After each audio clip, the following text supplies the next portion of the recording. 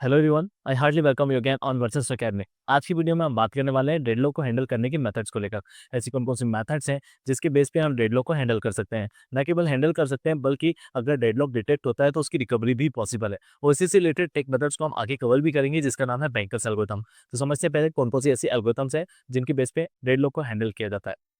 तो सबसे पहले अगर हम बात करें डेडलॉक हैंडल के लिए 4 मेथड्स हैं जिनमें सबसे पहले आती है डेडलॉक इग्नोरेंस। यानी डेडलॉक अगर आता भी है तो हम उसे इग्नोर कर देते हैं। कितना सिंपल स्टेप्स है इसमें, ऑस्ट्रिच मेथड इसका नाम है।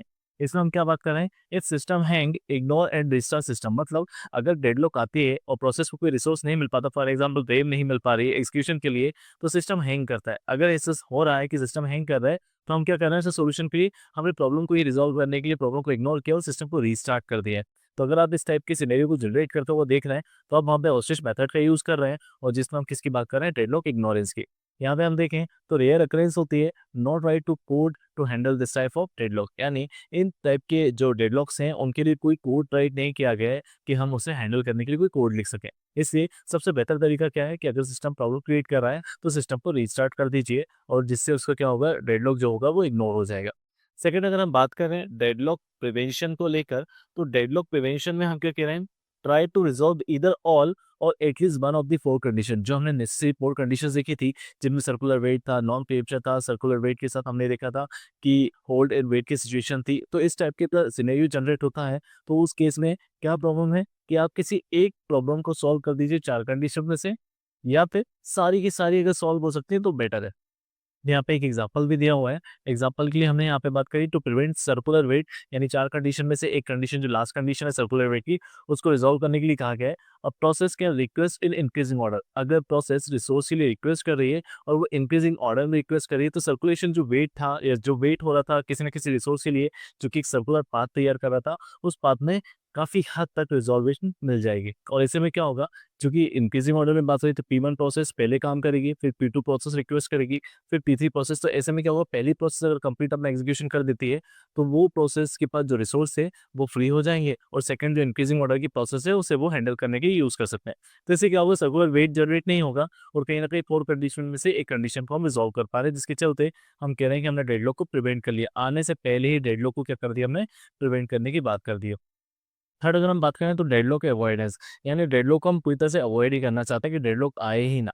डेडलॉक ना आए तो हमने क्या कहा कि ये एक बेगस एल्गोरिथम जिसके बेस पे हम ये काम करेंगे, हम पहले ही प्रोसेस और उससे रिलेटेड जो भी रिसोर्सेज हैं, जो रिक्वेस्ट है, कितने अवेलेबल रिसोर्स है, कितनी नीड है, कितने मैक्सिमम रिसोर्सेज है, ये सारे पॉइंट्स को या सारे रिकॉर्ड्स को पहले से ही मेंशन करके रखेंगे सो दैट कि हमें सेफ और अनसेफ चेकिंग पता चल जाए। सेफ स्टेट वो स्टेट्स होते हैं जिसमें डेडलॉक अगर हम चेक करना चाहें तो कोई डेडलॉक नहीं आएगा नंबर ऑफ प्रोसेस के बीच में। फॉर एग्जांपल मैंने कहा 3 प्रोसेस अगर हैं और P1 के बाद P2, P2 के बाद P3 में एग्जीक्यूट कर रहा हूँ और वहाँ पे डेडलॉक नहीं आ रहा है तो हम कह रहे हैं कि वो सेफ स्टेट है। अदरवाइज हम क्या बोल देंगे कि वो अनसेफ स्टेट है।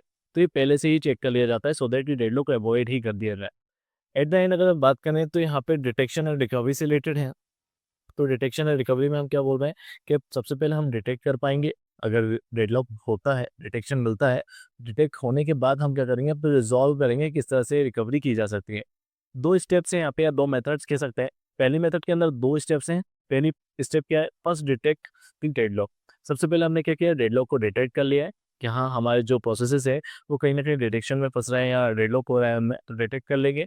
सेकेंड स्टेप में हम क्या कह रहे हैं, kill one process and again start 1 and 2, यानी फिर से फर्स्ट और सेकंड प्रोसेस को हम चेक करेंगे।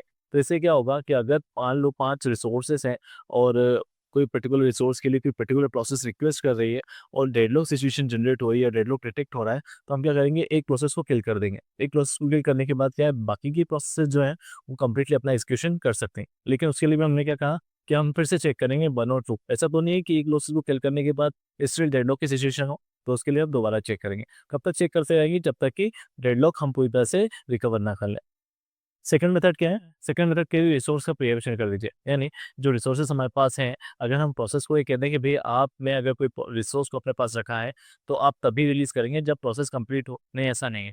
दूसरी प्रोसेस क्या करेगी, अगर फोर्सफुली रिक्वेस्ट करती है कि मेरे पास प्रायोरिटी है या मुझे ये रिसोर्स चाहिए ही है, तो उस केस में हमने उसको रिलीज कर दिया रिसोर्स को, ये जानते हुए भी कि प्रोसेस 1 ने अभी तक अपना एग्जीक्यूशन कंप्लीट नहीं किया। इससे क्या होगा, प्रोसेस 2 जो है वो वेट नहीं करेगी। तो जो डेडलॉक है अगर डिटेक्ट होता है तो उसकी रिकवरी पॉसिबल। तो ये 4 मेथड्स हैं। जिनके बेस पे हम डेडलॉक को हैंडल करते हैं। और जिस प्रॉब्लम स्टेटमेंट पे हम वर्क करने वाले हैं वो है बैंकर्स एल्गोरिथम, जहाँ पे हम डेडलॉक में पहले से ही रिकॉर्ड के बेस पे चेक कर लेंगे कि किस ऑर्डर के हिसाब से हम प्रोसेस को एग्जीक्यूट करें, so that we deadlock this situation generate ही ना हो। आई होप कि आपको इस वीडियो से डेफिनेटली कोई ना कोई इंसाइट जरूर मिले होंगे। अगर आपको ये वीडियो पसंद आई है तो प्लीज़ वीडियो को लाइक और कमेंट जरूर करें। साथ ही साथ अगर चैनल को सब्सक्राइब नहीं किया तो प्लीज़ चैनल को सब्सक्राइब करना ना भूलें। मिलते हैं नेक्स्ट वीडियो में और समझते हैं बैंकर्स एल्गोरिथम को विद एग्जांपल। Thank you.